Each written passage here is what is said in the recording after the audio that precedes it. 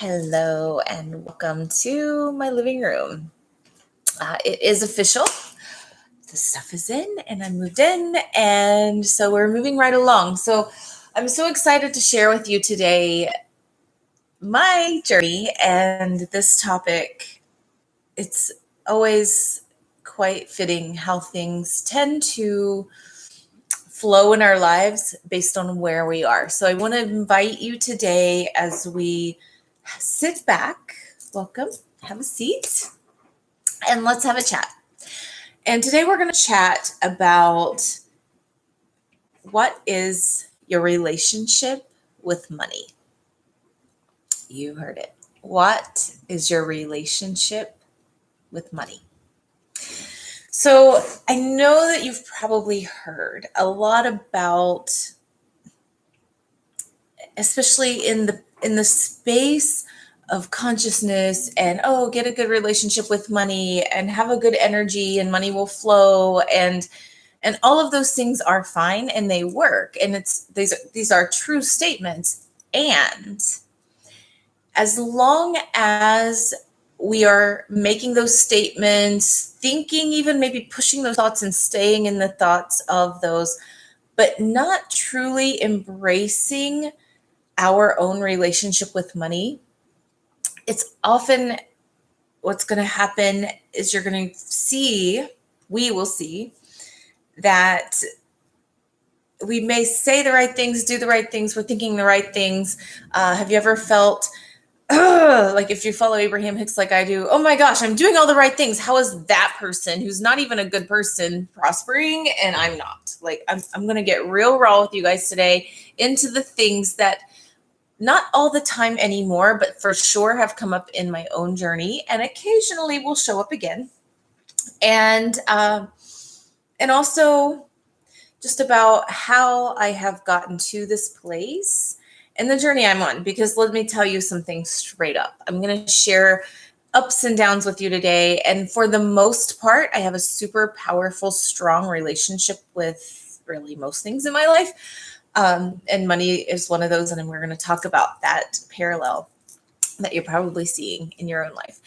And while you'll see the ups and downs, and I'll share with you where I am now and the strength and the power of the way I approach things now, I want you to understand that for me, even though I consider myself an expert in money, I've literally gotten the doctorate in it and literally spent 20 years studying and approaching it and studying people, specifically behavioral economics and finance.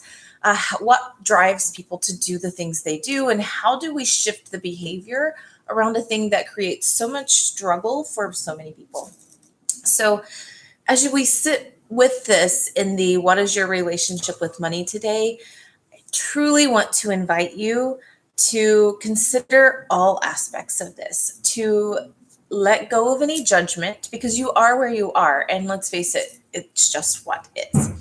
And what's really beautiful about accepting things as they are and understanding what your current relationship is with money, then we can be conscious and decide, well, how do I want that to look instead? What could I do instead?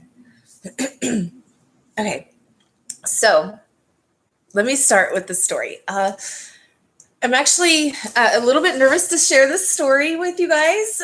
This is something that's been on my heart and I felt like sharing. And so bear with me as I get kind of vulnerable with you. So I want to talk to you first, not about my relationship with money, although that will parallel and you will see, but specifically about my relationships in general, and specifically my relationships over time with men, or in romantic situations, or potentially romantic situations. And what I found is over the past decade, I was, so let me back up. At 13, I got my first boyfriend, and I didn't even like boys at 12. I was still like into, like, boys were the people you play with, like in the dirt. And then suddenly I had a boyfriend, and it was one of those things, and like all my friends were getting boyfriends, and here he was, and he was the son of a pastor in another church. My dad was a pastor. We met, I started dating. My parents did not know.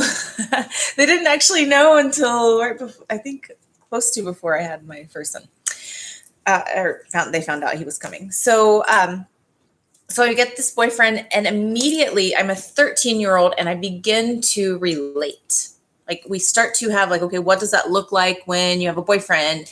And to be really honest with you guys, I didn't do it well. Like, I was 13 and I had none of my own understanding of this. So I was wide open to be groomed, so to speak, in how do you want me to be? And so one thing I had was a deep, deep heart seeking. And I grew up in a faith at that time that I understood. At the time, it was my whole universe, right? So it's all I know of God was in this yes box, but it was the piece I knew of God. And I was a seeker, and I was looking, and I would pray. I wanted to be good. And so in that, part of what I understood to be good from the upbringing, the old-fashioned upbringing, or whatever you want to call it, of my parents and our generation, their generation, as they taught us, from a small town. And it was, like, for one of your main jobs as a woman is to find a husband, to have your family, please your husband, da, da, da. Well, first of all, I wasn't trying to have a family. I was 13. I liked a boy suddenly. And probably knowing myself now, I liked the attention of the boy. So it goes on, and I end up having a child at 17. Swore I'm never getting married just because we had a kid. Of course we did. We got married, and my son Andrew was born when I was 17. I got married at 19. As you can see, the relationship style for me it was kind of like, okay, it happens to you. And so then, at 15, I tried to break up, but he was upset. So I was like, okay, we can be together. At 17, I end up pregnant. I break up with him again, but now we have a kid together. So we end up together again. Married at 19. We had a second son when I was 24 years old. And then at 30,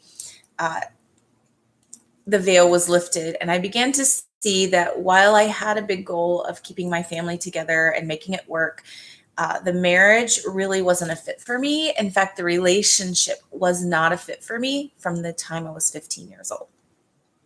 So that's 15 years of living and trying to fit and make something work that just didn't. Now, mind you, I had reasons for that, right? None of us go out and say, oh, I'm just going to make this work anyway. We have in our hearts what we believe is to be true. So I want you to understand one thing.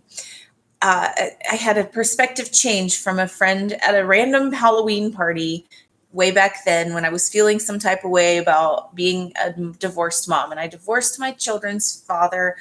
I'm a failure at marriage. I'm a failure at family. And this guy says to me, he says, that's interesting. I don't really see it as you failed a marriage. I see it as you made a marriage last 12 years. That's how long we were married. Officially, you made a marriage last 12 years that was never supposed to work in the first place. So well done, Mom. And it changed my perspective of everything. And it allowed me to let go of the guilt and the shame that I had around, I chose poorly. I didn't speak up. Then we had children, and now I have to break up the home of my kids. And that was really painful for me. So for a year and a half, that was a deep, deep pain in my life. Like, I'm a failure. I failed to keep my children in a family. After that perspective and understanding, it really helped. But what happened for me is there came a day when I saw the trajectory we were on. I could suddenly see, call it a psychic vision, if you will, a prophecy from God, if that's your flavor. For me, it just became a knowing. All of a sudden, I could see the future I was headed toward very clearly, and specifically with my two sons, and it was not acceptable. And I saw that by trying to make a marriage work that didn't. You guys, you all know it doesn't matter how good each party is. Sometimes two good people are not good for each other. And we blamed each other, and it was the other's fault and all the things. And so we were not our highest selves in that relationship. But we grew a lot. We learned a lot. Over the years, we've learned how to be friendly with each other. And even though we have really nothing in common and nothing to really connect on, we did share two children. So we found a way to be civil with that. But in that time, that's not where we were. And I was coming at the relationship from a place of, and I want you to understand this because this pattern, I left the relationship, but the pattern followed me. So I was looking at the relationship as something that takes from me. Now I was 13 when it started. He was kind of a jealous boyfriend. I mean, we were kids, right? I learned how to relate in a place where you can't reveal all of yourself to someone because then you'll be in trouble. And so we left the relationship and I stopped the pattern for my children, but for myself, now in the dating situation, I continued that pattern over and over. And the next relationship, it became this like fighting again and what's going on, and nobody's coming from a conscious place. It wasn't until I came to Florida and to St. Petersburg and I had a beautiful interaction with a friend who stayed a friend.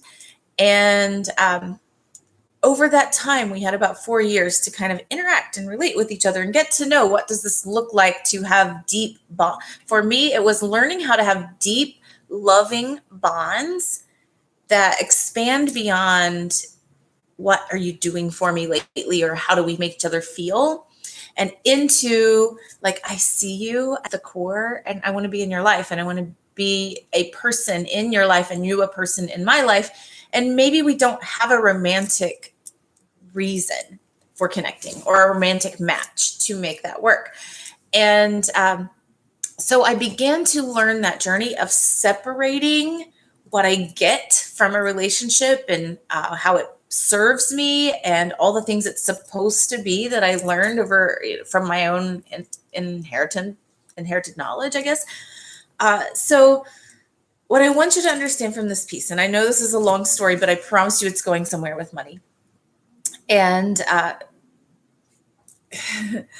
because I stayed in, because I had a conscious partner to connect with as well, we were able to, and his story is his story, but we were able to unleash and unlock things in each other that had we just been a traditional couple, it would have never worked. But we kind of became each other's person without being each other's person.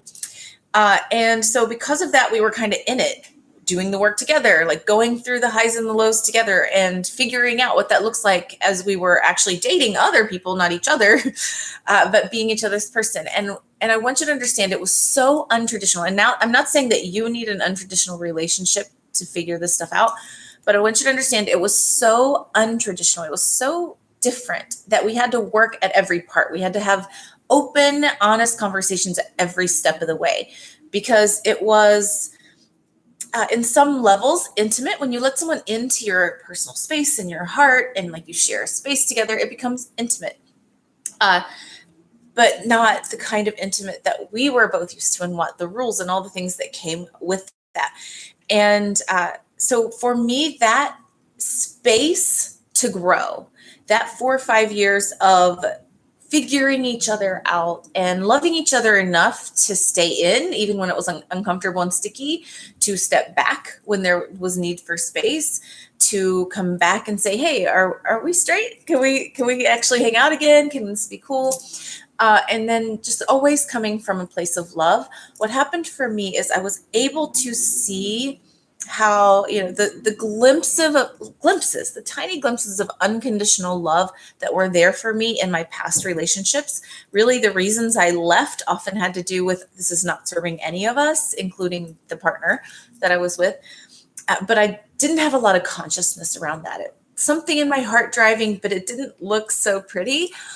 And then we were able to say, hey, okay, so what does this look like? And so I've carried that into relationships now and interactions now. I had a 1-year beautiful connection with someone, and we were able to come together on a conscious notice that we enjoyed each other's time, expect and think for a little while that we were going to do this whole life thing together, notice that we began to drift apart, and then to consciously love each other and let each other go.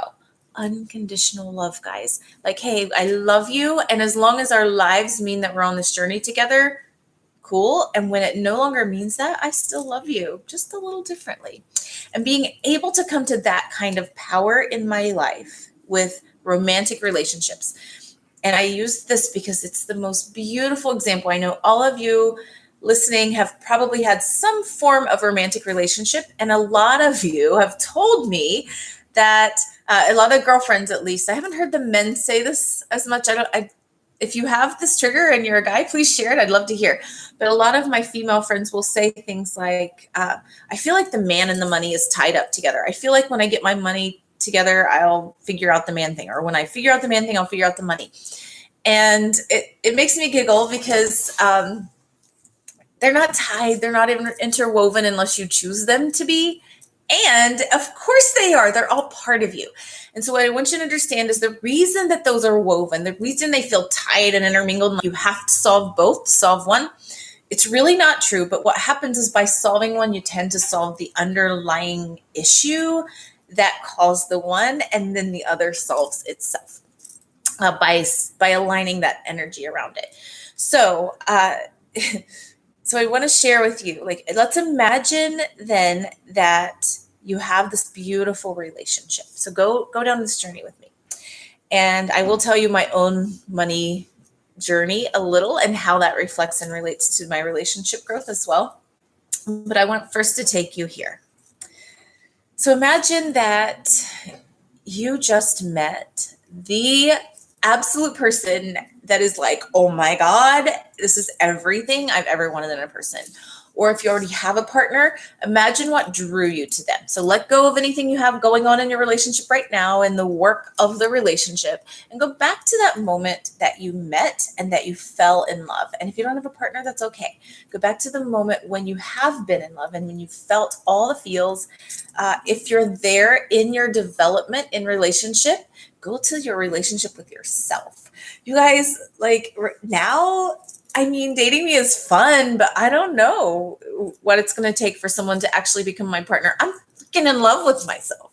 And so I go there, that relationship with me, because I treat myself better than anyone else treats me. And I'm the one who yells at me and then says, wait a minute, you don't get to yell at me. So it's like a beautiful relationship inside. So go there if you can. But I want you to not get attached to that, because if you try to go there and you're not there, it's not going to get you the feeling. So I really want you to go, go, go. So start imagining. I've given you plenty of time to come up with who and how what moment.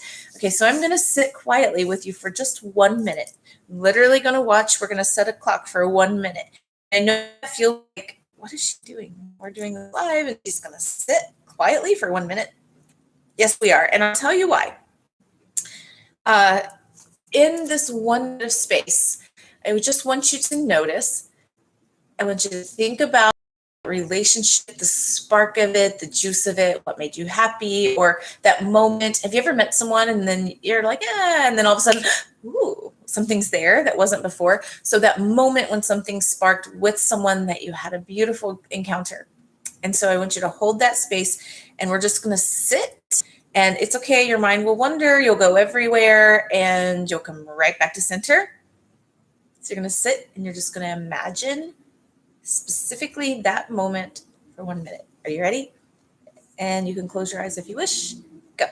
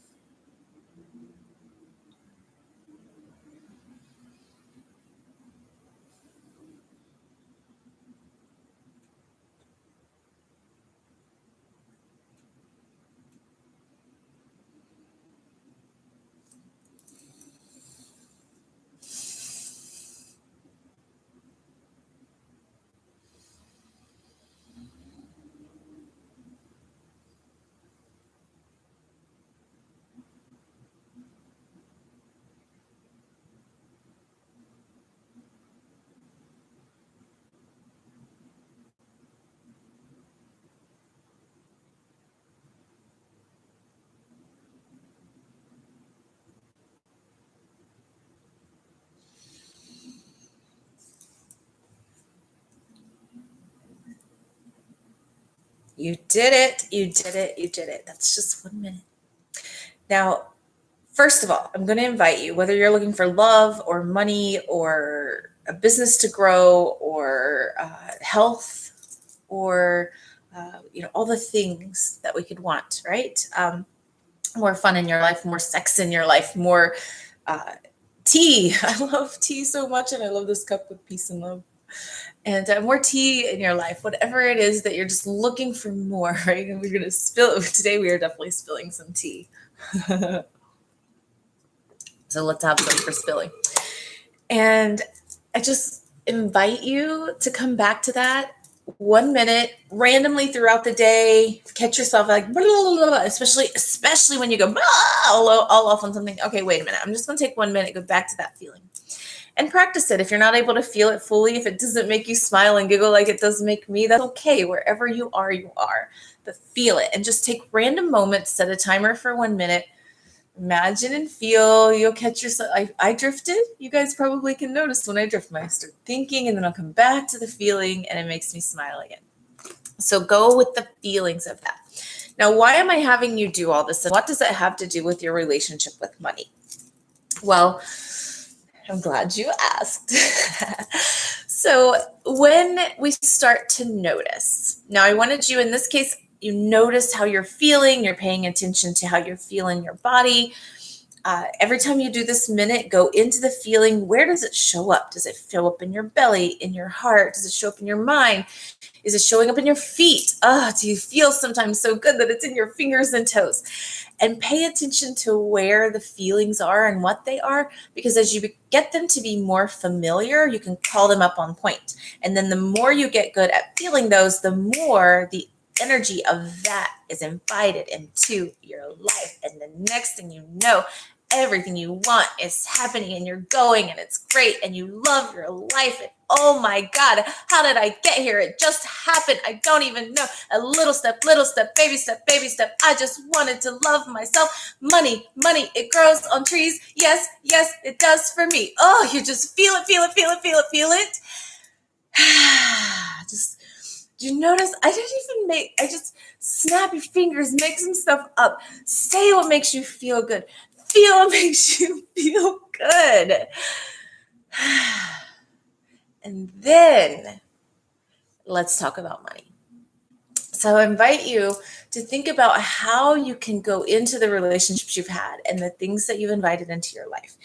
And then when you start to notice, where am I in terms of relating with other people? There are many ways in my life now that relating with other people feels symbiotic, and I hold boundaries if there's a boundary to be held. I invite in easily when there's an easy opening and the energy is right. That's easy for me. And then I've found as I've gotten stronger and better at that in romantic partnerships, because that was a strong work ground for me. It was hard to be messing up in money when you're a financial person, and I was. And so I focused on the relationships because I could work there. And I started to notice that even though I had a lot of problems and financial difficulty during that season of turmoil, of change and learning about myself and growing, like going deep and, letting things be hard and letting things suck for a little bit. And being in the journey anyway, and being glad to be in the journey anyway, even when things suck. But how I got there was this. I just started doing the work where I could. So wherever in your life something is screaming at you, maybe it is your money thing, invite you to stay in the process of that and do the work. But sometimes just go over here and distract yourself with a little snapping, a little bit. Go.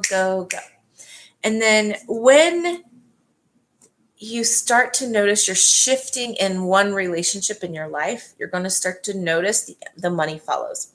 And so what I understand now that I couldn't have articulated back then is my relationship with men and my relationship with money, and quite frankly, probably with most things in my life, was more like, I'm going to, a little controlling. Like I wanted things to be how I wanted them to be. I wanted them to be there now. I wanted people and money and things to cooperate with me right now. Rather than being the cooperating force, I was looking to manipulate or change or move things to be that force. And as I started to understand that this man who maybe even loves me and I love him too. We're not here on this earth just for each other. He doesn't own me, I don't own him. We're here to work together to make it better. Then you start to open up the relationship and you start to notice, well, hey, well, what about money? And if you've ever seen the film, the Disney film Inside Out, one of my favorites that they did, there are characters in the film, and these characters have emotions. And so there's Joy, and she's the one running around being happy. I think of her as like your joy guide, or like I would definitely fall for a Joy sometimes. Like people who meet me externally would think I'm always Miss Joy. But you know who my favorite character in that film actually is? By the way, love Miss Disgusting. That's great. But my favorite was Sadness. And Sadness, the reason Sadness was my favorite was because that movie came at a time in my life when I was just getting to understand what it means to allow yourself to feel all the feels, feel all the emotions, to not feel ashamed or like a failure because I didn't feel joy, to allow, to actually, even in this point in my life, I relish in and enjoy, and even like I get excited when I feel an emotion coming through other than what we typically call our desired emotions. Because when sadness comes to visit, it's like visiting an old friend. I spent a lot of time in sadness, spent a lot of work in that space with that character. And now when sadness visits, when I feel a little wave of it, which is not so often anymore, but when it comes, oh, hi, sadness. How are you today? What do you have to say? And I'm telling you guys, I used to sit and just process emotions all day long because I wasn't okay that I felt them. Now sadness comes, I'm like, oh, hey, what's up? Yeah, have a seat. I just made a couch up for you. Like, we have a living room now. Come and join us. And what do you have to say today, Sadness? Is there something I can help you with? Oh, you just want to visit? Okay, come on, let's sit together. It's usually a very short visit, often less than the length of one song. Sometimes one song will be the trigger and then it passes. Sometimes it's just a moment. Sometimes maybe I passed someone on the street and they were sad and I felt it. Who knows? I never question where it came from. I just sit with it. And as you start to build those relationships with other aspects of yourself, your emotions, other people, you can also begin to notice a parallel, which is money is kind of like a character, so to speak, more like a tool. Like, think of money as kind of like the Bob the Builder of getting shit done for you. So, when you use money, it's not like, hey, you owe me. This is me, right? This is my relationships. I'm looking for, what did you give for me? And how do we make me, a lot of it was, how do you make me feel? So instead of that, instead of you owe me money, you need to come here because I've worked hard and I manipulated the situation. So you have to come. What if we could just say, yeah, I have an idea. It's a project. This is how it works for me, guys. It just happens this way now, but I'll have a thing or a need or whatever, and then the money just shows up and says, oh, hey, I got you. And sometimes I really don't know where all the money's coming from for a certain project or whatever. And because I just stay committed to the project, the money comes. And I want to tell you why that happens. Because I have cultivated a relationship with money. Respect. What goes into a relationship? You're going to be in a relationship with someone who doesn't respect you. Well, how do you respect money? Spend mindfully. Be aware. Even if you're going to, I'm not telling you what to spend your money on. Spend it what you want, but be aware what that spend brings into your life. Understand that money is energy, and we will go into the energy of money through one of the lessons, but understand that money is energy. And so when you have worked for money and you receive it, that's your life force going into that. And this money is your storage of value of that energy. When you're going to put your money out into the world, make sure you put it where you want. Spend your dollar. They say vote with your dollars. Buy local, those types of things. I was so excited to find a local coffee shop nearby the other day because I didn't know it was there, and I had Starbucks and I was not happy. I don't prefer Starbucks. But then I found another coffee shop and I went down to talk with them, even with my Starbucks in hand, and said, So sad that I found you after I got Starbucks, but this is my last Starbucks. I'll see you guys again soon. And so you find those little things that matter to you and begin to use your money in that way. That's a way that you can begin to respect and honor money and its role in your life. You can give money a name and give it a character if you'd like, so that you can interact with it. Like, hey, maybe money is kind of hey, money. So yeah, like the store is rattling in my new place. Can you send someone to fix that? Right. So you call on your money to fix things that you don't know how to do. Money likes to be busy. It likes to be in action. We're talking about saving. A lot of you are getting maybe some different stimulus monies or different things, money's flowing through. What are you doing with it? And if you're just going to save it and put it in a savings account, that's okay. That's good. If you don't have any kind of emergency funds yet, that's probably a good idea to just put it on tap where you can't get to it easily, but you can, have it for emergencies. But put it in action. If you just get it invested, even in a small way, if you're nervous about taking risks, if it's money, never invest money in any kind of fun, like you hear coin and all the things and they're high risk. That's fine. Play with it, but only play money. But let's say you get some money and you want to set it aside for a rainy day. If you don't need it now, you could use things like municipal bonds, lots of ways to do that. So begin to look for ways, and we'll have a whole class on that, don't worry. Begin to look for ways where you can get money in motion. If you're operating a business, money likes to come in and serve your business. So what ways can you get money in motion? That's a way to generate and respect, right? And what friend is going to keep coming over if you ignore them the whole time they're there, right? Don't. And so that's the other one. Look at it. Be present with your money. The presence that you give it will be the presence that it gives you back. So if you have a friend come over and you ignore them, or you just throw them in the trash, like, let me just do this. If you ignore or disrespect your friend, they're not going to keep coming. And money is no different. Think of money as your friend. Money loves to be in action. Money wants to be present. When you have a purpose. I heard something. I've been listening to one of my favorite, I don't know what denomination he is really, but there's a preacher called T.D. Jakes. I just enjoy his flavor of talk. And while my doctrines are a little different now in terms of what I believe completely, his stories and his metaphors are on point, and I love them. And so I love to listen to this. And something he said today that really spoke in my heart, and I couldn't have heard this 15 years ago or even 10 years ago, maybe 5 years ago. I could not have heard this and really accepted it in my heart. But today I understood because of the journey I've been on and the places I've been. And it was this: when you are excellent in small things, you will be given great things. Talking about the excellence, that true greatness comes from the excellence in those small things. And I had a big vision in the past, and I went after the big vision, but I didn't really understand the small parts, and I didn't value getting in front of a room of 2 people maybe as much as looking, it was only 2 people versus like, wow, I got to touch 2 people's lives today. Again, I told you it was going to be some raw stuff, and I've recognized that I was in that space. And to be honest with you, money was hard. It's like work. I had a space where money was flowing, a space where money was hard.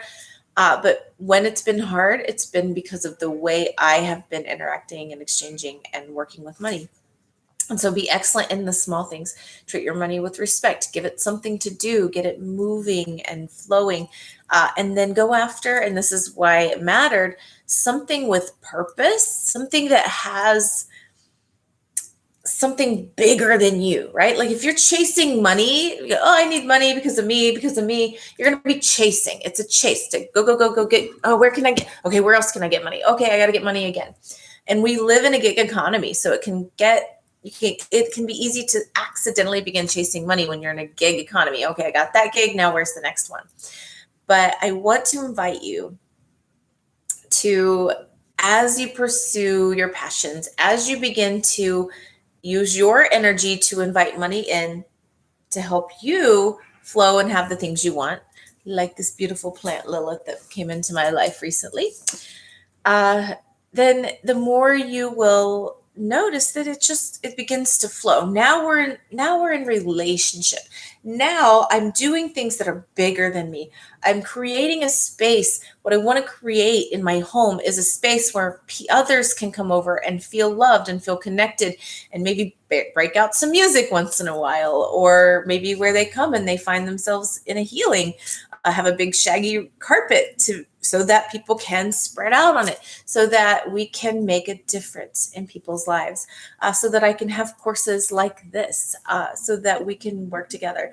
But it wasn't until I began to truly allow and invite money in as a resource to support the bigger picture of what I'm doing that it got easy. Before then, I had money, I had plenty of it, but it was always a struggle. It was always like, where is it coming from next?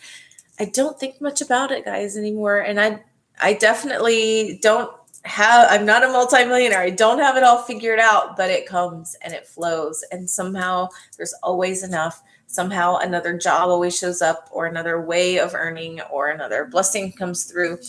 And it always happens. And so I invite you, as we close out this conversation today, to think about, first, because money has so many triggers, let go of money. Think about the relationships you have in your life with others. This can be romantic, can be friendships, can be with your boss, coworkers. Who else in your life do you have regular interactions and relating with? Pay attention. How do you feel about those relationships? And let's dig a little deep, go into those thoughts about what those thoughts are and how that might support you to just first recognize. You don't have to solve it all today. The handouts for today are going to guide you through identifying what are the things I think about money. And they're going to first take you through how does that show up in other relationships in your life. And you know what? All you have to do, all you get to do, if you want, is start today. Pick one thing. Oh, I noticed that I don't really have the best reaction on the inside about that thing. If you pay for someone else's dinner, but you feel like, well, I'm always the one paying, pay attention to that. If you receive someone paying for you, well, they don't think I can afford it, pay attention to that. If you pay and you're like, oh, it feels so good to give, pay attention to that. So what are the feelings you have as you interact and exchange and move around with money? And you guys got this. I'm so excited for you as you continue on this journey. If you're looking for any support, any guidance as you go through the lessons, please reach out to us, support@askprofessorg.com. We'd be happy to help you. Until next time, my heart is with you. We are relating right now, and we're going to continue to relate tomorrow in day 4. Thank you for being here. Thank you for being present with me. I see you. I love you. I am you. Until next time.